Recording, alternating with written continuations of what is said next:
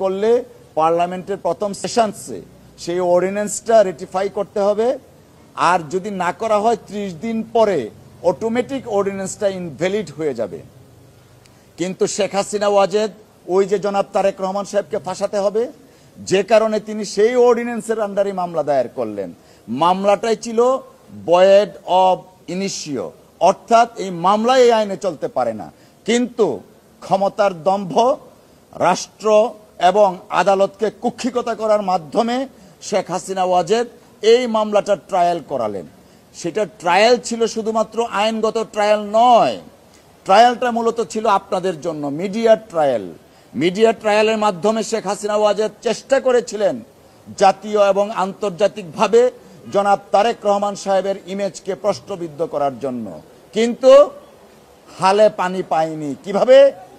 যখন এই মামলা 2011 সনের রায় হলো, সেই রায়ের ট্রায়াল কোর্টে যিনি বিচারক ছিলেন মোতাহার হোসেন সাহেব, তিনি কাগজপত্র দেখে দেখলেন কিছুই নেই জনাব তারেক রহমান সাহেবের বিরুদ্ধে, যে কারণে জনাব রহমান সাহেব বেকসুর খালাস করে দিয়েছিলেন।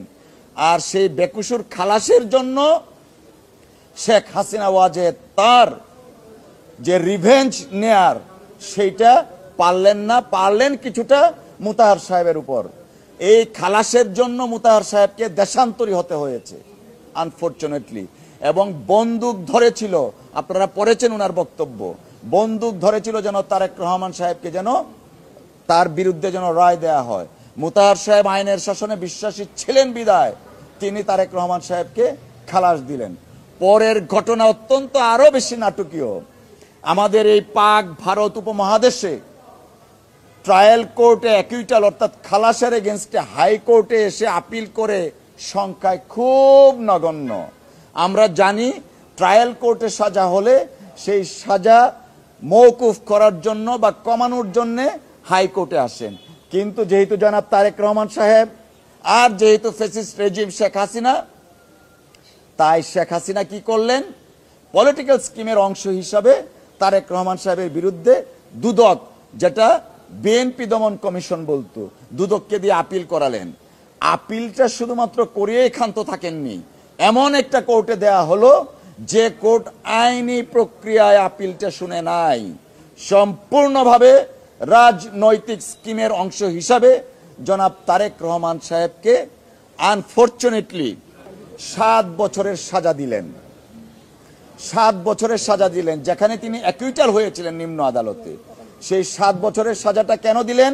জনাব তারেক রহমান সাহেব বিএনপি নেতৃত্ব দিচ্ছেন, তার ইমেজকে ক্ষুণ্ণ করার জন্য 7 বছরের সাজা দিলেন out of a political scheme. তো দীর্ঘদিনের অবস্থা আপনারা জানেন।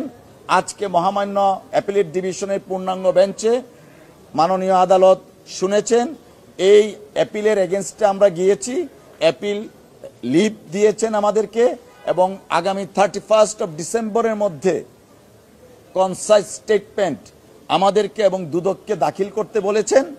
আর সবচেয়ে উল্লেখযোগ্য হচ্ছে শেখ হাসিনা ওয়াজেদ যে 7 বছরের সাজা দিয়েছিলেন, সেই সাজাটা স্টে করা হয়েছে। এই মামলায় 2 জন আসামি, 2 জনের ক্ষেত্রেই 2টি আপিলে সাজা স্টে করা হয়েছে। জনাব তারেক রহমান সাহেব দেশে ফিরবেন, উনি সারা বাংলাদেশের মানুষ যারা অপেক্ষা করছেন, বিএনপির শত সহস্র নেতাকর্মী অপেক্ষা করছেন ওনার জন্য, এই অপেক্ষা অনুভূতির প্রতি তিনি শ্রদ্ধাশীল। ওনার দেশে ফেরাটা উনি যথাসময়ে প্রয়োজনীয় সিদ্ধান্ত নেন। বিএনপির চেয়ারপারসন দেশনেত্রী বেগম খালেদা জিয়া এবং বর্তমান ভারপ্রাপ্ত চেয়ারম্যান জনাব তারেক রহমান সাহেব পার্টিকুলারলি টার্গেটেড হয়েছিলেন অ্যালং উইথ থাউজেন্ডস অফ বিএনপির লিডার্স অ্যান্ড অ্যাক্টিভিস্ট। সেই টার্গেটের অংশ হিসাবে অর্থাৎ পলিটিক্যাল স্কিমের অংশ হিসাবে জনাব তারেক রহমান সাহেবকে রাজনীতি থেকে আউট করার জন্য শেখ হাসিনা ওয়াজেদ বিভিন্ন পথ অবলম্বন করছিলেন। বিভিন্ন পথের মধ্যে একটা সবচেয়ে গুরুত্বপূর্ণ পথ যেটা তিনি বেছে নিয়েছিলেন, মামলা করা। এই মানি লন্ডারিং এর মামলাটা জনাব তারেক রহমান সাহেবের বিরুদ্ধে মামলা দায়ের করা হয়েছিল। দুঃখজনক হলেও সত্য, যে আইনে মামলা দায়ের করা হয়েছিল সেই আইন তখন এক্সিস্ট ছিল না। অর্থাৎ আপনাদের মনে আছে জরুরি অবস্থার সময় কিছু অর্ডিন্যান্স প্রনাউন্স করেছিলেন মহামান্য রাষ্ট্রপতি। সেই অর্ডিন্যান্সের মধ্যে একটা অর্ডিন্যান্স ছিল, যে অর্ডিন্যান্সটা পার্লামেন্ট কর্তৃক রেটিফাইড হয়নি। আইন হলো অর্ডিন্যান্স